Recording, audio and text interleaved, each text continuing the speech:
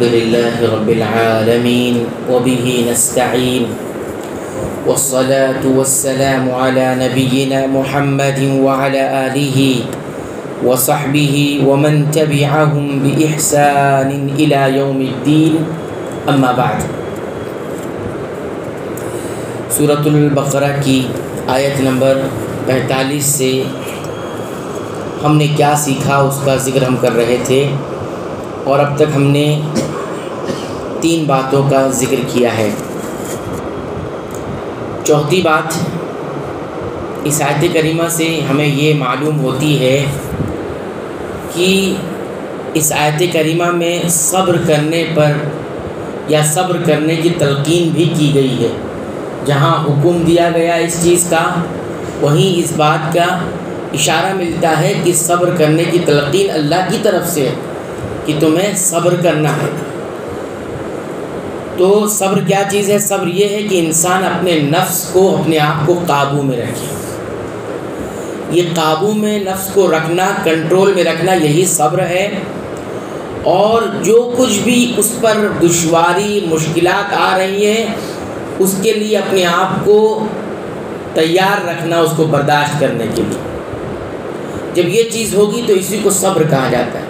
یعنی نفس کے اندر گلے، شکوے، شکایت، مایوسی اور یہ بہت ساری کیفیات پیدا ہوتی ہے جس کو کنٹرول میں رکھنا ہے.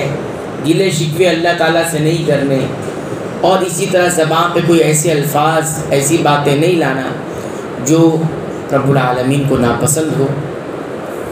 تو اسی کو صبر کہا جاتا ہے اور اسی کی تلقین کی گئی ہے. اور اس وقت تک کرنا جب تک کہ انسان کو اپنی مطلوب چیز حاصل نہ ہو جائے. اور یہ تجربے سے یہ بات معلوم ہوتی ہے کہ انسان جب صبر کرتا ہے تو جو کچھ وہ چاہتا ہے وہ اسے مل جایا کرتا ہے. صبر کرے گا تو وہ چیز جو چاہتا ہے وہ اسے مل جاتا ہے. اور اگر صبر نہیں کرے گا اور اپنے آپ کو پیچھے کر لیا، صبر نہیں کیا، تو بہت سارے خیر اور بلائی سے محروم ہو جاتا ہے. اس لیے دیکھیں نبی کریم صلی اللہ علیہ وسلم نے حدیث میں یہ فرمایا، احرص علی ما ينفعک. ان تمام چیزوں کی حرص اور ان تمام چیزوں کی چاہت رکھو جو تمہیں نفع پہنچاتی ہے، جو تمہیں فائدہ پہنچاتی ہے. ایسا نہیں ہے کہ مصیبت آ گئی اب انسان اپنے صبر کے دامن کو کھو دیا، چھوڑ دیا. نہیں، کبھی کبھی مشکلات ایسی انسان کے اندر آ جاتی ہے کہ انسان سب کچھ کرنا چھوڑ دیتا ہے. لیکن رسول اکرم صلی اللہ علیہ وسلم کیا حکم دے رہے ہیں؟ احرص علی ما ينفعک. جو تمہیں نفع دیتی ہے، فائدہ پہنچاتی ہے، وہ چیزیں کرتے رہو. یعنی کوشش کرو، نفع والی چیزوں کو اختیار کرو، ان راستوں کو اپناؤ جو تمہیں فائدہ دے، تمہیں فائدہ دے، تمہارے گھر والوں کو فائدہ دے، قوم کو فائدہ دے. ایسی چیزوں کو کرتے رہو. ہاں، لیکن صرف اپنی محنت، کوشش اور راستہ اپنانے پر بھروسہ مت کرو، بلکہ فرمایا وَاسْتَعِنْ بِاللَّهِ. ساتھ میں اللہ سے مدد بھی طلب کرتے ہو کہ جو میں نے چیزیں اختیار کی اس کا نفع، اس کا فائدہ مجھے پہنچے. میں اپنے کوشش پر ہی اکتفا نہیں کر رہا ہوں کہ میری کوشش ہی رنگ لائے گی، بلکہ کوشش تو رنگ لائے گی لیکن تیری مدد بھی شامل رہے گی. جب وَاسْتَعِنْ بِاللَّهِ، تو گویا 2 چیزوں کا نبی کریم صلی اللہ علیہ وسلم نے حکم دیا ہے صبر کے وقت. ایک تو ظاہری کوشش کرنا، اسباب اختیار کرنا. دوسرا، روحانیت بھی اپنے اندر ہونی چاہیے. عقیدہ یہ ہو کہ یہ کوشش رنگ لائے گی جب اللہ چاہے گا. اس کے بعد آپ صلی اللہ علیہ وسلم فرمایا وَلَا تَعْجَزْ. اور اپنے آپ کو عاجز مت کرو، بے بس مت کر لو، تھک ہار کر بیٹھ مت جاؤ. مشکلات کے وقت میں جب کہ صبر کی ضرورت ہوتی ہے، انسان تھک جاتا ہے، ہار جاتا ہے، ہمت توڑ دیتا ہے. ہمت نہیں توڑنا. اللہ تعالیٰ نے کامیابی کو صبر کے ساتھ رکھا ہوا ہے. صبر جب تک چلتا رہتا ہے کامیابی چلتے رہتی ہے. صبر کا دامن جیسے ہی انسان چھوڑتا ہے کامیابی اس سے روٹ جاتی ہے، یا کامیابی اللہ تعالیٰ اٹھا لے. کیونکہ اللہ تعالیٰ نے خود فرمایا وَاسْتَعِينُوا بِالصَّبْرِ وَالصَّلَاةِ، ہے نا، کہ تم صبر اور صلاۃ کے ذریعے مدد مانگو، نماز کے ذریعے مدد مانگو. اس کا مطلب مدد کیسے آتی ہے؟ صبر کر کے اور صلاۃ، نماز قائم کر کے. لوگ مشکلات میں، بہت کچھ لوگوں کو ایسا دیکھا گیا کہ اچھی زندگی چل رہی تھی، نماز روزے کے پابند تھے، مشکلات آئی نماز روزے چھوڑ دی، صبر نہیں کر سکے، صبر نہیں کر سکے. مشکلات آئی، کیا ہوا؟ نماز چھوڑ دیا، چھوڑنے لگ گئے. یہ برعکس ہو گیا، ایسے وقت میں صلاۃ کی اور ضرورت تھی۔ تو بہرحال انسان کو ہارنا نہیں چاہیے، ہمت نہیں توڑنا چاہیے۔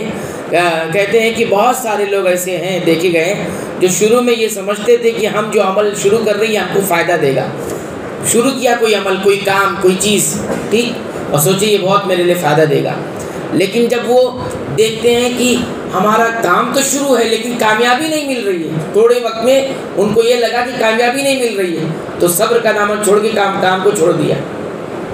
کسی نے پڑھائی شروع کی اور کامیاب نہیں ہوا، بیچ میں ہی چھوڑ دیا کہ نہیں کامیاب ہونا چاہیے، یا کسی نے بزنس شروع کیا اور جلدی سے کامیابی نہیں مل رہی ہے تو کام چھوڑ دیا، بزنس چھوڑ دیا کسی اور چیز میں۔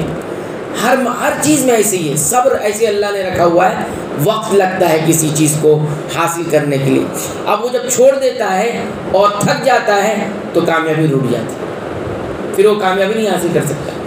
اور کامیابی کے لیے اللہ نے وقت رکھا ہوا ہے، ایک وقت میں جا کے کامیابی ملے گی، ایسا نہیں کہ آپ نے کیا اور کامیابی مل گئی، ایسا نہیں ہوتا، بلکہ انسان کو صبر کرنا پڑتا۔ ہاں اتنا یہ رہتا ہے کہ جو آپ کا پیریڈ ہے، جو وقت ہے کامیابی اور کام کے درمیان کا، وہ لمبا ہو سکتا ہے لیکن کامیابی نہیں ملے گی۔ قرآن حکیم نے یہ قانون بنایا نہیں ہے، قرآن حکیم یعنی اللہ تعالیٰ نے یہ قانون بنایا نہیں کہ آپ کام کرو گے اور محنت کرو گے، کوشش کرو گے اور صبر کرنے کے بعد آپ کو کامیابی نہیں ملے گی، ایسا کچھ نہیں بنایا۔ بنایا کیا ہے؟ کوشش، صبر اور وقت کا لمبا ہونا، یہ کامیابی کی علامت ہے۔ وقت کا لمبا ہونا مطلب آپ مسلسل کام کرتے رہیے اور لمبی مدت تک کام کیجیے، تب ہوتا ہے۔ آپ ان سے پوچھئے جو کامیاب ہوئے ہیں، ان سے پوچھئے اس کامیابی میں کتنا ایک رات کا وقت ہے کیا؟ نہیں، کوئی نہیں کہے گا کہ ایک رات میں کامیاب ہو، نہیں۔ تو یہ اللہ تعالیٰ نے یہ قانون بنایا ہوا ہے۔ قرآن میں کیا آتا ہے؟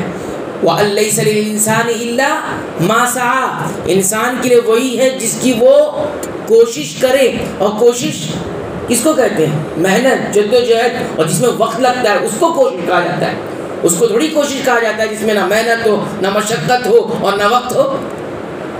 تھوڑی سی مدت کو محنت تو نہیں کہا جاتا ہے، لمبی مدت کو محنت کہا جاتا ہے۔ وَأَن لَيْسَ لِلْإِنسَانِ إِلَّا مَا سَعَىٰ، انسان کے لیے وہی ہے جس کی وہ خود کوشش کرے، اور آگے کیا فرمایا؟ قانون ہمارا یہ ہے وَأَنَّ سَعْيَهُ سَوْفَ يُرَىٰ، انسان جو بھی کوشش کرے گا اس کی کوشش آگے دیکھی جائے گی، یعنی رنگ لائے گی۔ کوشش اچھی ہوگی تو اچھا، کوشش اچھی نہیں ہوگی تو اچھا نہیں۔ یا جس چیز کے لیے کوشش ہوگی وہ چیز ملے گی۔ دنیا کے لیے انسان کوشش کرتا ہے، اللہ دنیا دے گا، کیونکہ اللہ نے قانون بنایا ہے، دنیا چاہو گے تو دنیا ملے گی، دنیا کے لیے کوشش کرو گے تو دنیا دیں گے، اس لیے دے رہا ہے جو دنیا چاہتا ہے۔ اور جو آخرت چاہے گا اس کو آخرت بھی ملے گی اور دنیا بھی ملے گی۔ تو یہ اللہ تعالیٰ نے یہاں پر نصیحت کی ہے، لہٰذا انسان کو صبر کے اپنے اندر پیدا کرنا چاہیے، اور جلدی سے کامیابی یا کوئی مقصود چیز حاصل کرنے کے لیے کوشش نہیں کرنی چاہیے، بلکہ صبر کے ساتھ چلتے رہنا چاہیے۔ صبر کے ساتھ بہت بھلائیاں اللہ تعالیٰ نے رکھی، بہت خیر رکھا ہوا ہے صبر کے ساتھ، اس لیے انسان کو اپنی تربیت صبر پر بھی کرنا چاہیے۔ تو یہ چوتھی بات تھی جو اس آیت کریمہ سے ہمیں معلوم ہوتی ہے، اور بھی باتیں انشاءاللہ ہم آئندہ درس میں اسے دیکھیں گے۔ اللہ تعالیٰ سے دعا کرتے ہیں رب العالمین تو ہمیں صبر کرنے کی توفیق عطا فرما، اور اطاعت کے کام پر صبر، گناہ سے بچنے پر صبر، اور اللہ کی تقدیر پر صبر کرنے کی توفیق عطا فرما۔ رب العالمین تو قرآن حکیم کو ہمارے دلوں کی بہار بنا دے، ہمارے سینوں کی روشنی بنا دے، ہماری تمام پریشانیوں اور فکر مندیوں کا علاج بنا۔ آمین۔ وآخر دعوانا الحمدللہ رب العالمین۔